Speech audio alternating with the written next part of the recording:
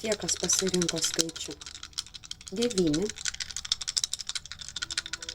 jums atsakymas yra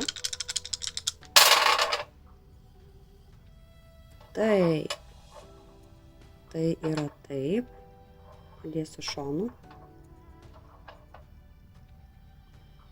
Ir vėlgi tam, kad būtų atsakymas jums teigiamas ir įvyktų tai, ko norite, tai iš tikrųjų uždirbsite, pagerės materialinė gerovė, kažką tai galbūt dovanų gausite.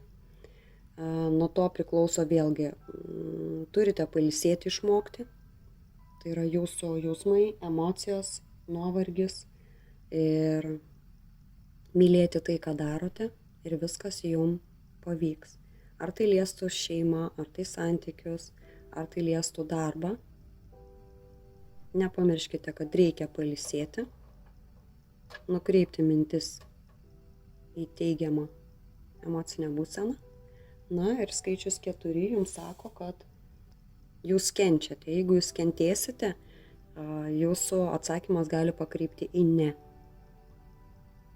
Ir kadangi labai stipriai susiję ir 6 ir 4 su jausmais, emocijom, mintim, tai atkreipkite labai dėmesį į tai, kad norint tai, kas įvyktų,